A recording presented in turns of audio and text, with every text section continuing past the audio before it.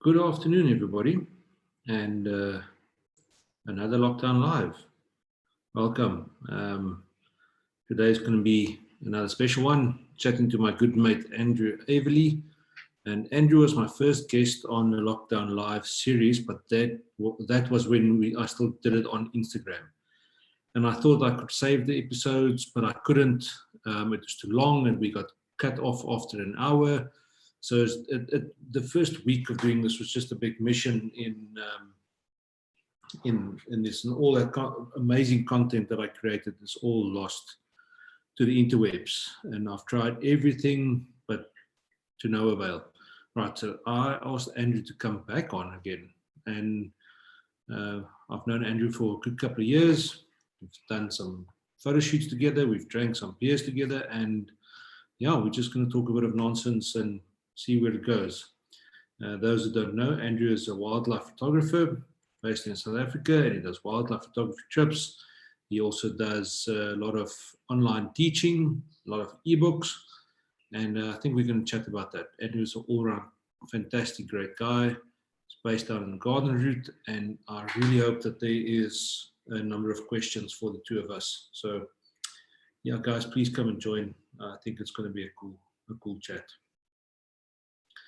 Right, so now we're just going to get Andrew to come on here.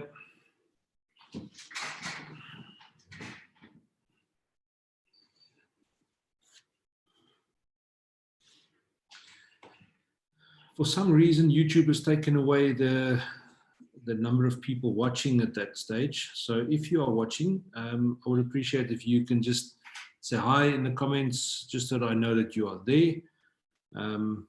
It's weird, it just changed the way it now just says started streaming. I don't know if it's got anything to do with new settings and all that kind of stuff. So yeah, if you guys can just say hi to us in the comment section, it would be greatly appreciated.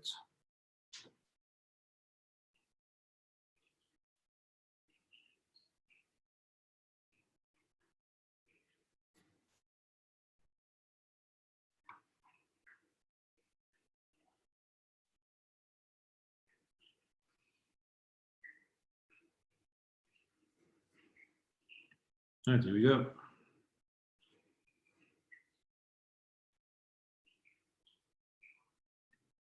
Hello. Good afternoon.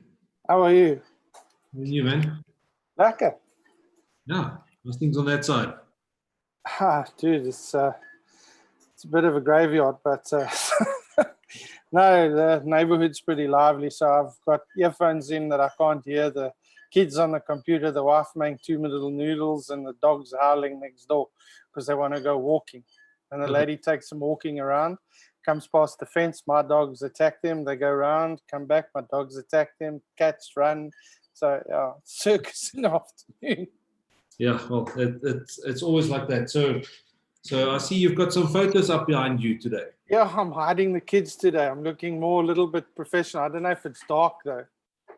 Is it one of those virtual backgrounds, or is it actual photos in the background? No, it's banners.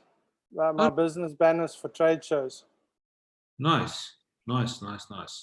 Can you show them completely, or are you on your Mac or on a laptop? No, on my Mac, so they fixed behind. It's just a long, straight picture. Okay, one of those pop-up ones. Yeah. Okay. Homemade. And while we've got you on that subject, when you went to these shows, did you get a lot of response from those banners? Tire kickers. Oh, okay. Just people that are interested to chat about photography, general stuff. Most of the stuff I do is at expos or talks. I'll pop my banners up that people can see who I am, and then I'll do my presentation and then chat afterwards. Okay. Yeah, because banners is always an eye catcher, and somebody said it once: don't put too many pictures on there. Put one big, nice image on, because that I've got my favorite on the one, the leopard, and my wife's favorite on the other one. Yeah, that line is pretty nice. Yeah, it's a full portrait, full body length. It's 2 meters tall, so it's a proper size lion, life size. Nice. So how's the COVID nonsense been treating you for the last 3 weeks since we've chatted. Yeah, since we chatted last, I had all those grandiose ideas of doing so many things. Basically, it took me 2 weeks. I finished my black and white coffee table book. I sent you a proof of that to look at. I don't know if you got it, but yeah, and I've written some ebooks. I'm publishing another one tomorrow on wildlife photography. It's cheap and cheerful, but it's got a lot of content. And I published a basic bird photography one a week ago. Okay. I haven't looked at that book yet. It's in my Dropbox. I added it in there. But to be honest with you, it blew out of my arse a little bit, so I need to. No, listen, you're a busy man, bro. Changing the world one live lockdown at a time.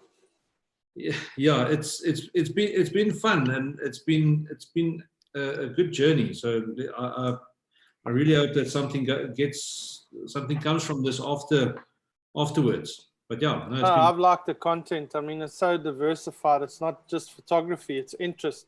I mean, I did my head in the one you shared today, the podcast. I was too scared to watch the video with that dude with the free diving and spearfishing and stuff like that. Or the, what's his name? Gotts. I don't know how you pronounce it. Daniel Goss. Goes, yeah. No, shit, bro.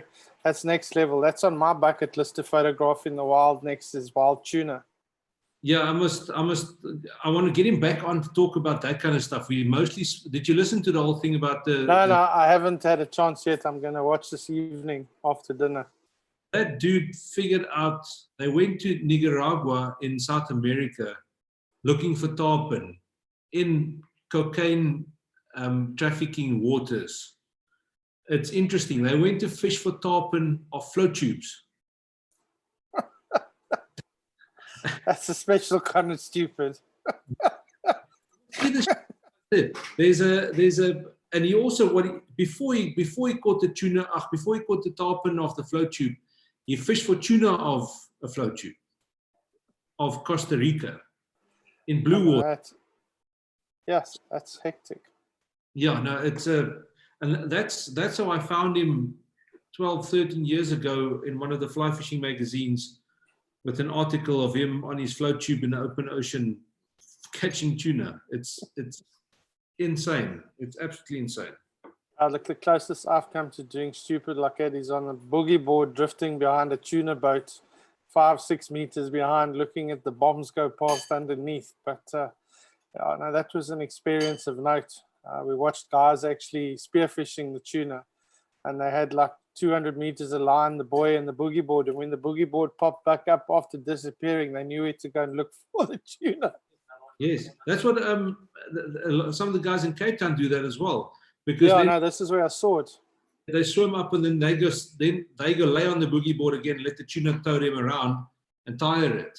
But I watched the video on YouTube last week sometime, because now I'm sitting in front of the computer and typing away and editing up these videos and stuff, and then I've got YouTube on my other screen, and I found a channel, a South African spearfishing channel, where these guys go to Ascension Island and they shoot these 100-kilogram yellowfin tunas. Wow. It's freaking mind-blowing. They've got a bag of pilchards where they chum them in, so they'll be in the water. It's deep blue water, and they'll put the pilchards out, and you check these 100-kilogram tunas come right by them, just like check the bait in front of them, because they're not scared of them, and they'll wait for the right one to come by, and then they will pop it with the spear gun. But they shoot right. Don't shoot it in the tail, because then you're going to hang on. Yeah, no, listen, that's on my bucket list to actually go and try and do some photography like that, and also with open ocean blue sharks. Yeah, Brendan Jennings commented there. He says we look like twins. The fat man's not sleeping. I'm glad to hear that. He's been cutting his boss's lawn all day on the reserve, so I don't know what this means. A place to be locked down in. Yeah, I know. Listen, but yeah, it's a big wide open space, but there's not much you can drive around doing if there are not other vehicles helping you find the animals on 8,000 hectares. Yeah.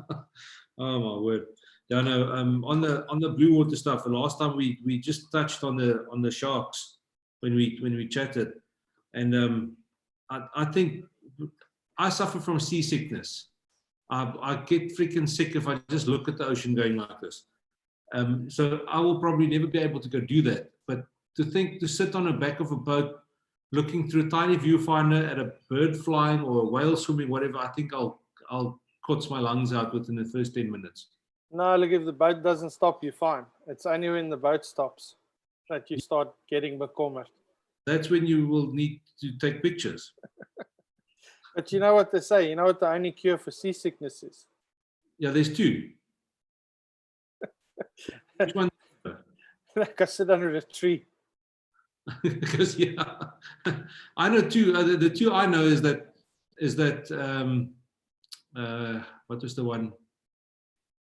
Oh yeah, it's you must eat a lot of bar one because it will taste better when it comes out again. Yeah, the other one is chicken soup because you don't know the difference what went in and what went out. And the other one, you get to that stage where you just nothing to come out. You haven't thrown up yet, but nothing wants to come out. It's just that heave. They said you must stick your one finger down your throat and the other one up your arse. And if that's not working, you will switch them around. Oh yeah, all the old sea dogs tricks. Yeah, I had a friend of mine who used to fish a lot for yellowtail and snook and tuna off Cape Point, and he told me the story once that the guy went with his brother-in-law came with and his father-in-law, and they were from Eiserfontein. He said when they got onto the boat, these guys were all loud about this whole thing. We were born on the sea and we're from the West Coast and we know how to operate and we can fish and everything. He said as soon as they left the harbor and Out Bay, they went around Chapman's Peak, he just heard the one guy go, and he said he knew something was wrong. He said another 10 minutes later. That dam is flat, bro. That dam is not flat. And this guy had a deep V hull as well. So it wasn't like a cat or something. It was a little bit more stable. It's got a deep V, so it rolls around like crazy. He said about another 10 minutes later, this guy was throwing up. And then he started to get the runs as well. So the guy who's boated, he said, listen, only place you can, and he didn't want to hang off the back of the boat and take a dump there. He said, no, you can't do that. He's too shy. So he said, well, only place, there's a bucket in the cabin. And you know your way around. So he went into, Carl said he went into the cabin and it's all these fuels and the old oil skins and everything. He says the next moment it sounds like there's a Yeti being slaughtered in there. Yeah, no, listen, I've spent a lot of hours off Cape Point fishing for tuna and bullfish, and let me tell you, that's not, even if you've got a bit of a bubbalas, you'd have to make sure you were still pretty blink from the night before you'd go to sea, because if you started and you had a bit of a bubbalas, it was a bad day. But if you went on and you were still a bit liquid, look, irresponsible things we did when we were younger. Well, that's why I believe a lot of the commercial fishers they smoke dacha before they go on. No, I think they smoke dacha the whole time that they're there. It's that monotony and pulling an 80-kilo tuna in is not funny. Yeah, and the guys catching snook as well. So it makes people work harder. It gives you a good work ethic, they say. Yeah. If people haven't seen any guys doing commercial fishing, they're not doing it for the sport and for the fun of it. No, not at all. I've done a couple of days and nights out at sea, and no, it's definitely not my idea of fun. But tell me quickly on that topic, you're still quite involved with the NSRI down in Knysna? No, I did 12-year service, and then basically my boys got a little bit too old. Then it became with Knysna, because it's such a specialized place. You have to train every Wednesday and twice a month on a Saturday, and those are normally kids' sports days or kids' school functions on a Wednesday. So and I had to make a hard choice. I miss it every day. I've been gone 8 years, but I still support them. I still do work for them in the background, that type of thing. So I had a really good innings. Okay. So last time we spoke a lot about the wildlife photography stuff and some of your iconic photos that you've done. and that was really cool. What I want to ask you now is that, is there some of the trips that you've been on where you had some really memorable encounters with, be it in the Kalahari, in the wild camps, or in the cars, or stuff like that? Yeah, look, I mean, I know it sounds a bit like a cliche, but you know, every trip I've been on, there's been something memorable. You know, the different destinations that I visit as nature changes, but there's always that holy crap moment that comes somewhere in a 10-day or a 7-day trip. I mean, in the Kalahari, you spend 14 or 12 or 14 days there and you see 7 cheetah hunts. You know, people talk about going to the Mara to see cheetahs and hunting, and I'm talking about a hunt from stalk to finish to kill or miss. So yeah, I mean, those are the really special things, having lions in the Kalahari come and grill next to you, and you're staying in a wilderness camp and you've got old Warren, we call him the lion whisperer. I don't know if he told you the story about him at Whippets the very first time. He told me the story. Let's see if he told it. No, the long and the short of it is my phone was ringing at 1 o'clock in the morning next to my bed, and I saw it was him. I kept putting the phone off, thinking that he's going to give me shit and trying to wake me up. The next morning, for 2 days, nobody could find these people. Nobody knew where they were. Basically, he'd woken up with a pride of lions around his tent, and the one actually stuck its head in and he moored it with a mag light, a big male lion, for it to disappear. And after a little bit of time, I managed to get in the car. And when they shone the torch behind the tent, there was like 8 lions lying there. So I call him the lion whisperer. But wasn't it that the lion tore open his tent at the back? No, there was a lit. The cubs bit and chewed on the tent. Yeah. The cubs had bitten and chewed on the tent, and then there was a tear. The tear was maybe that long. When the lion came finished, the tear was that long. But, you know, he learned his lesson. You don't go camping in a wilderness camp with a Pick and Pay or a Checkers or a ShopRite tent. You know, not one of these beach tents. You go with proper canvas that you know, you can at least stand a chance. Yeah. Oh, my word. But, yeah, those are and I've seen those videos on Facebook where the lions are actually licking the dew off the tents in the Kalahari as well. Yeah, look, that's all the real deal. You stay in a wilderness camp. It was some time ago. I was actually, you know, it's in February, it's like 40 degrees at night. So you don't really, you know, sleep with much kit on. So you're lying there trying to sleep, and you wake up and you hear your cooler box being clanged and dragged across the sand. And then you run out there butt naked to see a honey badger pulling your cooler box, and you're having a fight to get it back because all my insulin, I'm diabetic, is in the cooler box, plus some leftover bright chops. So eventually I got it back, and the next morning, shining the torch around camp, there's all the Musa lion prints. I've run over the lion prints. His stock is to get my stuff and come back again. So yeah, been very lucky not to be eaten. But yeah, with the general wildlife and Etosha and Botswana, I love Botswana. The Delta is just a phenomenal place. Also, the Chobe is 2 of my favorite places. What makes them so special? Let's take Chobe for instance, because I know a lot of it is from the boats that you photography. Yeah, from a photographic point of view, yes, the river is the best place to go. I always go in October and November because it's the dry season. It is unfortunately the hottest time, but the water levels of the river are very low. So predominantly Chobe, you go for elephants. You go and you watch, and there's herds and herds and herds of elephant drinking. Also, it's nearing summer, so a lot of the birds that migrate into the area, woodland kingfishers, generally, I can't think of the other, excuse me, the other birds now, but it's just a good diversity of animals. And, you know, when it's hot like that, you get predators coming down to the river in the late afternoon, in the very early morning. So depending on where you're staying and what you're doing, you go to specific places to photograph specific things. And the light is just mind-blowing there in the morning and the afternoon. The first half an hour in the morning and the afternoon light for about an hour, hour and a half, because there's normally clouds in the afternoon in the west. And as the sun sets, it sets through the clouds and it's that red African sky. So the colors are intense. But what does a typical trip like that entail? Well, what's your itinerary like? How does that kind of stuff work? Well, you know, it depends. If you're a bird photographer, you don't have to leave anywhere else. I do a combination trips, about 10 days, I think.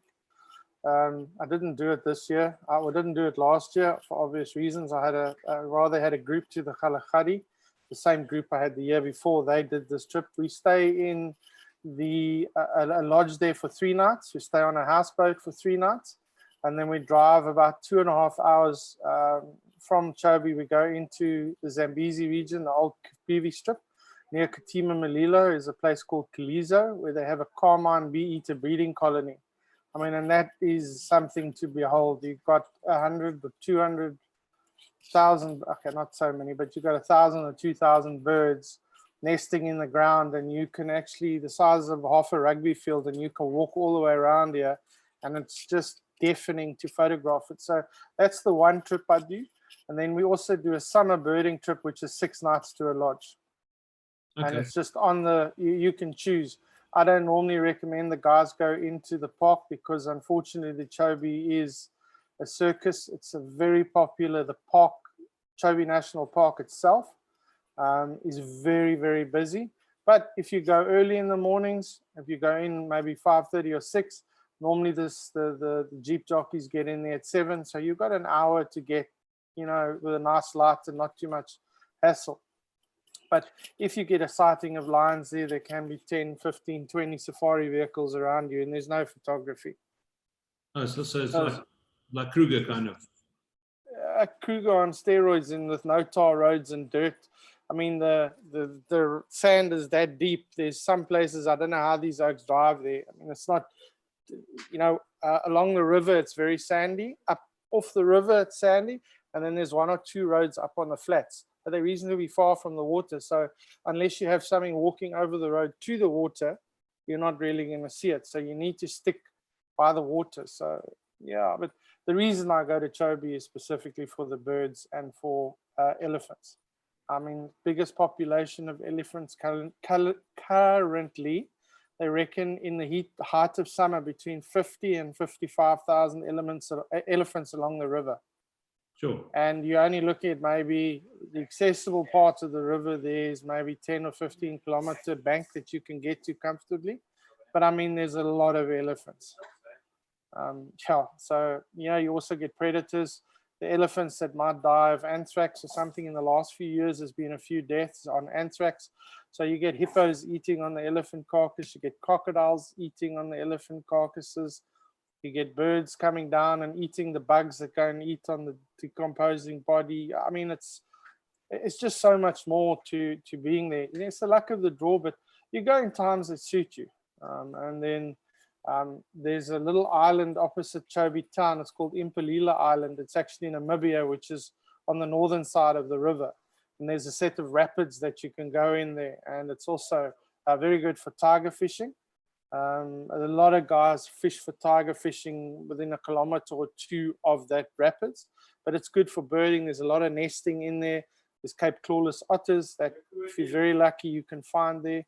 I mean, we counted 40 bird species in the rapids one afternoon.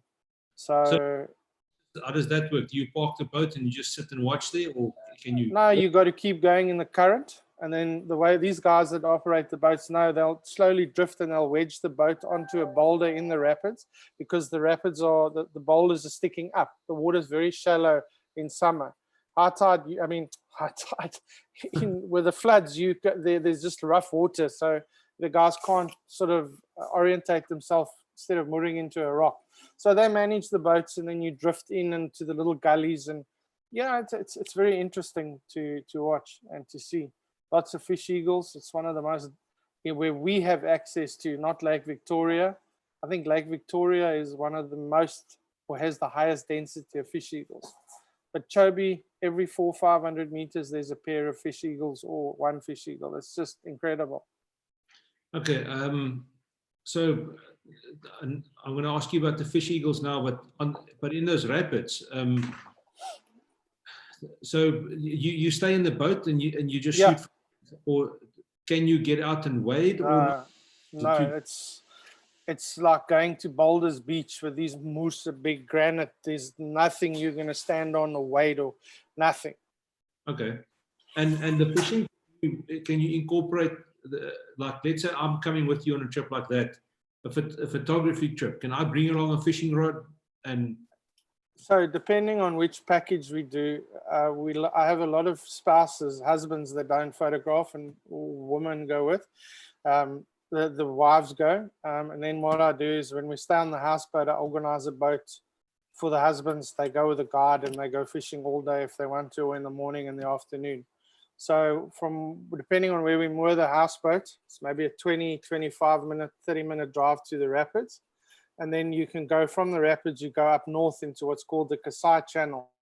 Now that basically is a link between the Chobe River and the Zambezi River. And it's not always navigable, but there's good. I've caught some tigers up there, nothing major, nothing big, but a lot of bream, a lot of freshwater fish. It's it's nice to do. It's a nice alternative. okay, that's cool.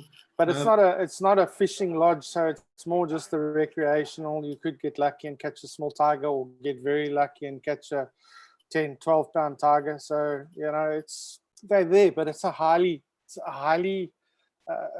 there's a lot of people, a lot of travel, a lot of transport. So unless you've got a guide who knows what he's doing and will fish next to the riverbanks and know where the structure is and that type of thing, it's pretty pointless. Okay, all right. Then on the topic of fish eagles, now I know that a lot of people going to like Chobe and Zambezi and everything, they want that shot of a fish eagle catching a fish. In Chobe, the national park, it's against the law to bait the fish. End of story. There are guys that do it.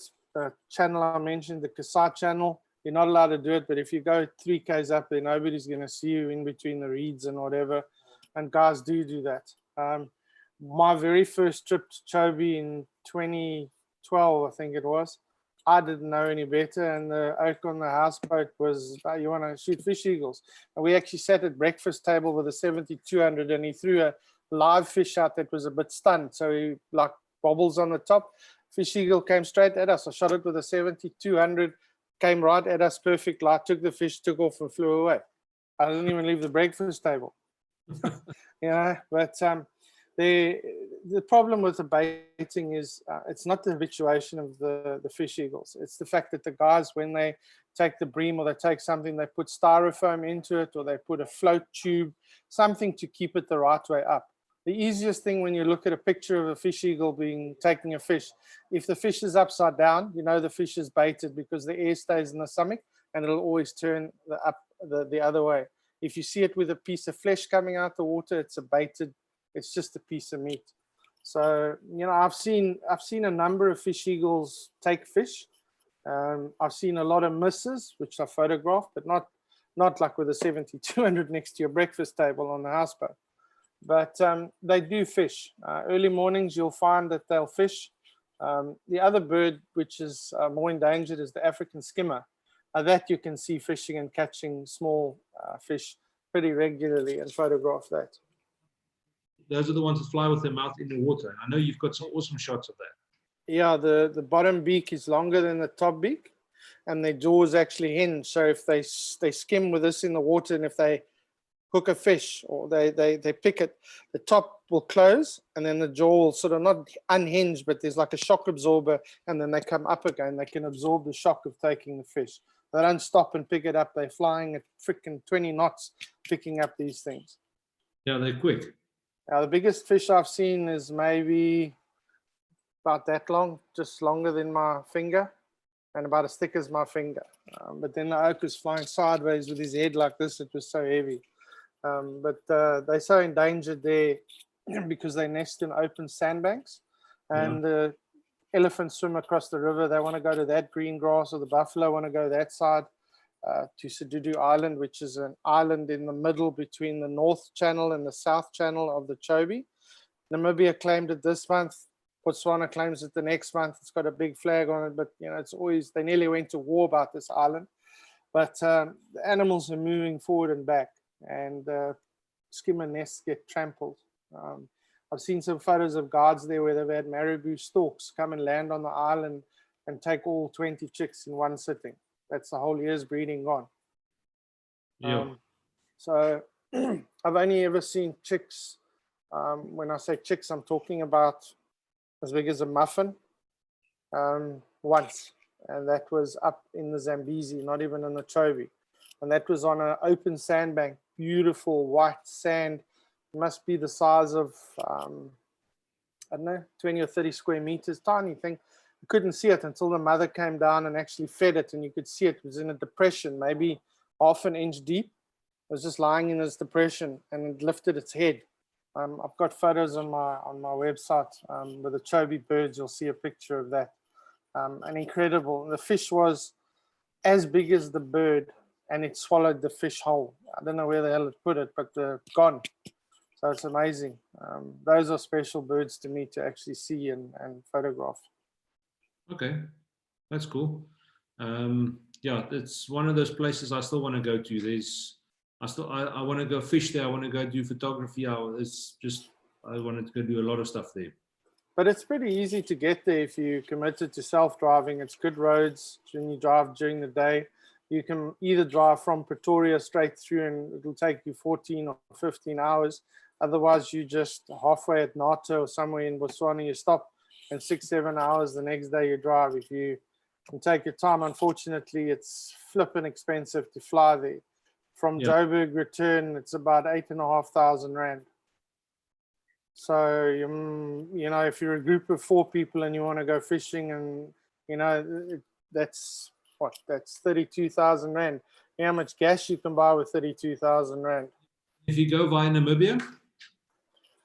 You've got to go right up. If you want to get into Botswana, you've got to go right up to the Caprivi or the Zambezi region and come down. Otherwise, you've got to go through the Delta, and unless you're prepared for roughing and 4x4ing and proper off-roading and got snorkels on your vehicle to do the river crossings, not really. You could drive up through Namibia. Yeah, you can go up to Etosha and then turn right and go all the way along to the Caprivi and then through the Gomo border post. And then that's 40 minutes from Kasane. Okay. And well, in your trips to you've been to Kalahari Pans. Yeah. And Kubo Island. Yeah. How has that been? Look, I went with old Mark Dumbleton. He did all the research. I tagged along. But we went in May, beautiful clear skies, but yes, talk about getting cold. Even before winter. Man, it was cold. But there you've got nothing. If you don't take it with, you ain't going to have it. You go to the men's room in a long drop. You keep your stuff in the fridge. You've got a 25-liter bag you put on the side of the car to heat up, and all 3 of you, there were 3 of us, have to shower with that 25 liters. Take all your water, and just a recommendation, don't buy booze in Botswana.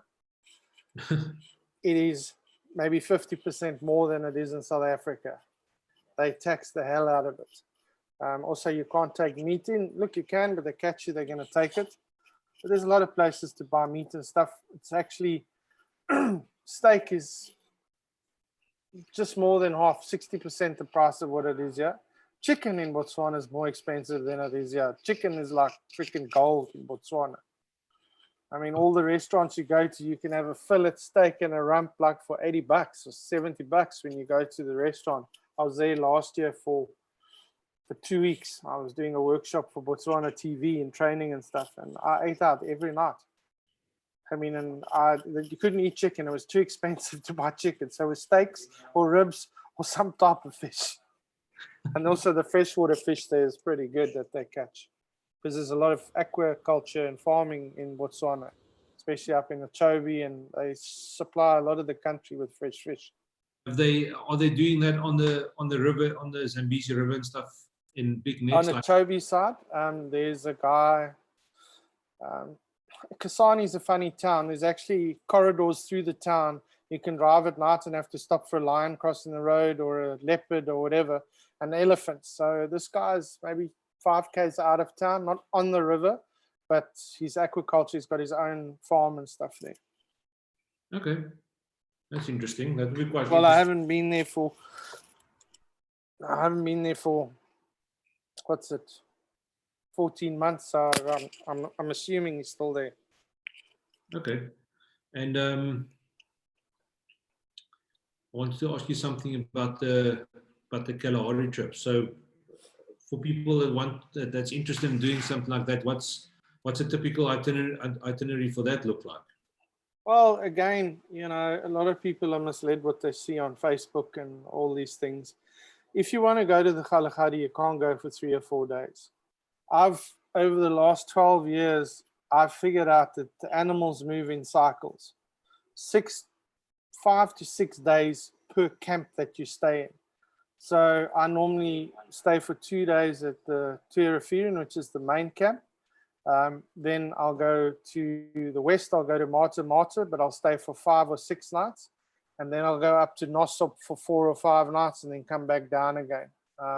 That's when I go and I do my self-catering safari. I've got, it's more of an interactive safari. I've got canvas tents, do the cooking and I do the guiding. You can come with your own vehicle and I drive with you. If there's a group of people, I alternate. We've got radios. So, there's one road up and one road down. There's no like 50 different roads to try when you go on in the Kalahari per se. And then I do a luxury. When I say luxury, it's the most affordable safari I've done in Botswana. I've got one this year in November. It's 6 nights, all inclusive. It's a private game viewing vehicle. It's 3 meals a day. You actually stay 40 kilometers into the park. So you are an hour and 20 minutes before anybody arrives at some of the hot spots in the park. So you have the best light at some of the best waterholes there are in the park. It is nature. There's a lot of things that, you can drive in the gate and it's 40 minutes from where we are, but the guys might see cheetah and lion. But, the areas we go to, and the biggest advantage is the lodges that I use have got a private concession. So you can dauner off into the dunes where the public sit and wave at you and I want to report you for going off road. You actually go over a mountain and you go into the dunes.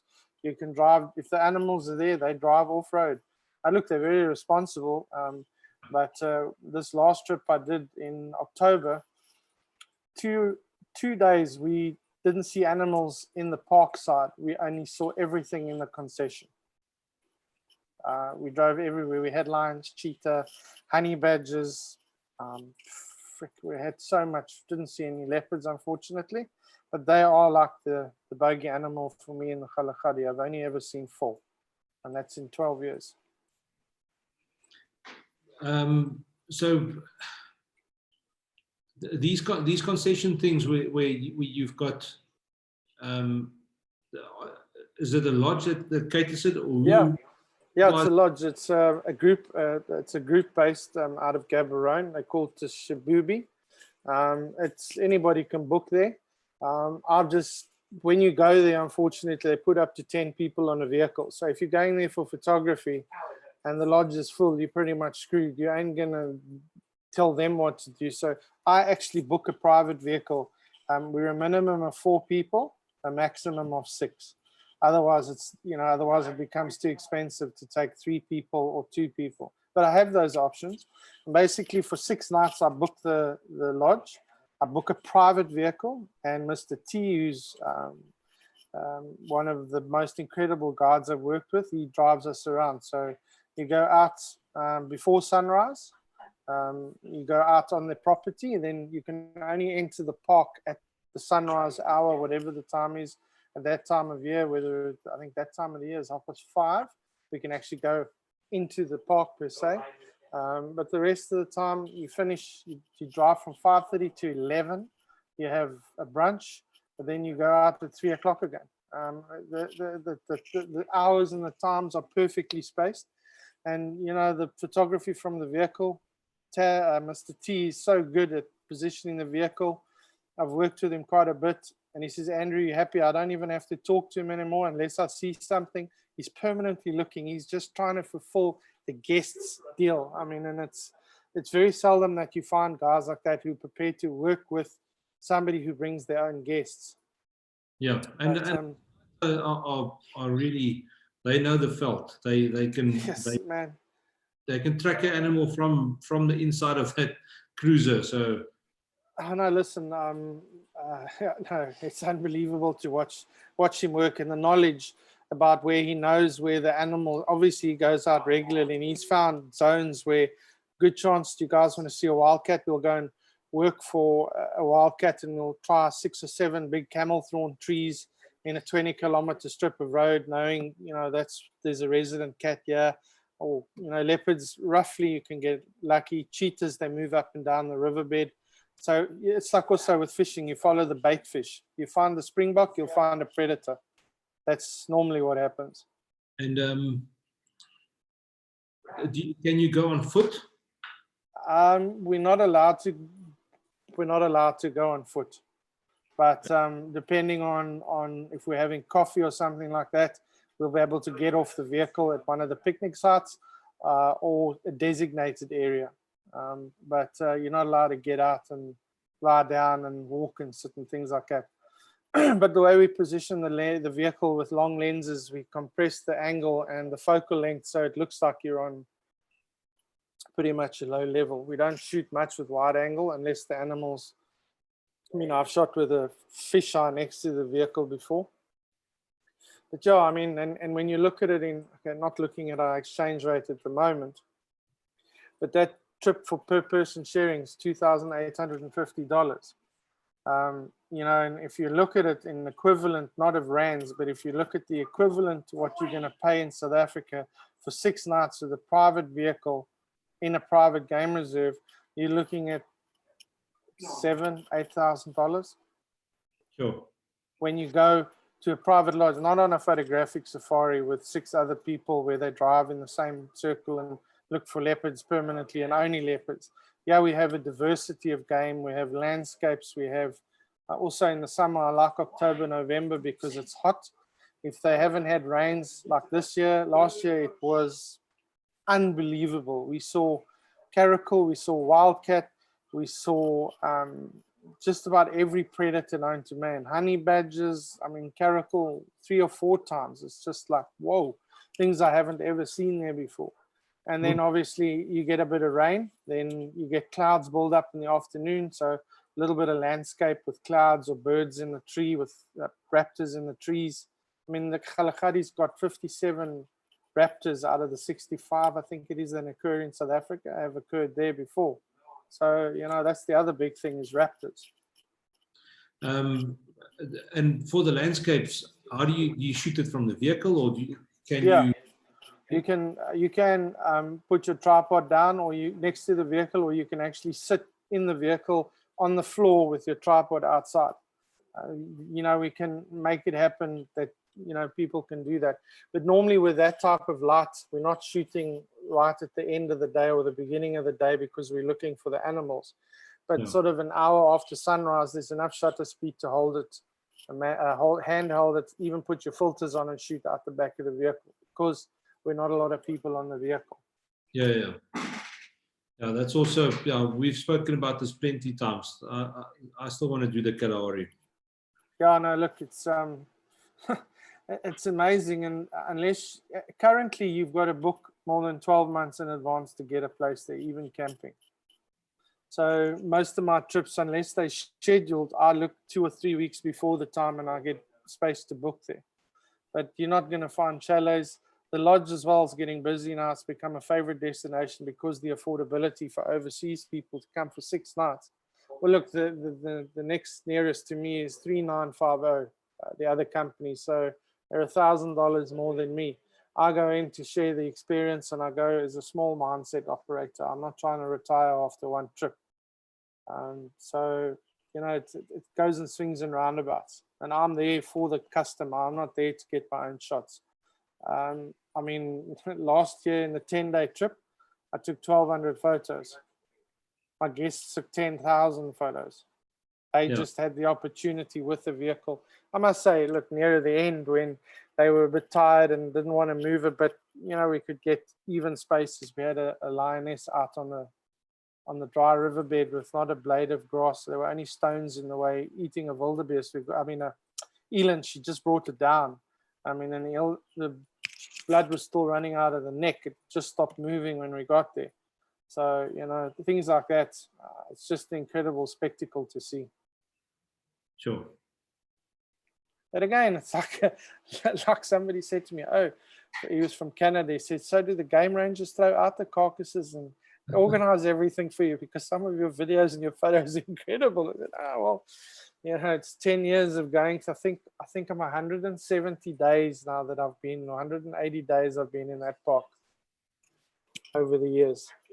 So, you know, you get to learn and get to see, and you get a feel for it. It takes you a day or two to get used to it. But at the end of the day, if you go to a lodge like that with a proper trained guide, you're increasing your odds phenomenally. If the animals are there, you'll find it.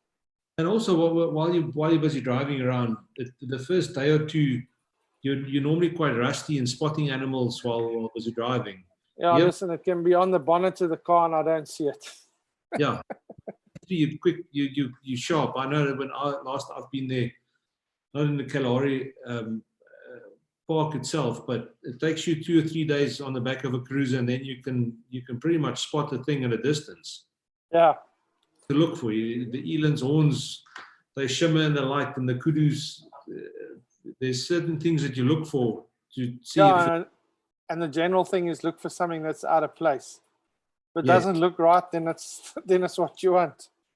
Yeah, I flew my drone there, and people always said, but yes, that must be easy to spot the animals. It's not. It's, if you're looking on a tiny little screen like this, you can't spot. When you get back to your computer, you put it on your big screen, and then you can see them. There's a kudu, and there's a gemsbuck, and then you start seeing stuff, but not while you're busy flying a drone in that area. Yeah, no, I'd love to fly a drone in the Kalahari, but I think the fines and the drone police are too big there. So, yeah, not allowed. I think there's a lot of people that would love to do that. Same with Kruger and everything. Yeah, like the wildlife is an incredible experience. And the other thing that I do offer is, you know, if there's anybody coming from overseas, we set an itinerary, or if they've got an itinerary, I go with them just as a guide and I help them with their photography. But normally we do bespoke safaris where I've been to so many places on my own, not with guests, that I know this area in the Chobe, that area in the Delta, this area in Namibia, this area in South Africa. And South Africa's got so much to offer. It's unbelievable. Hello? Hello?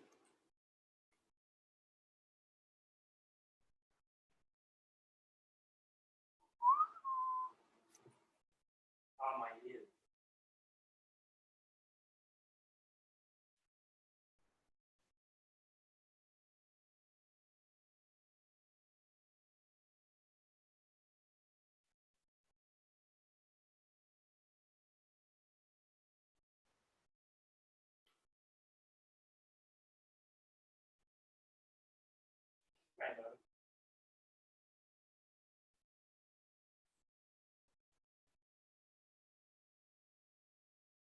No.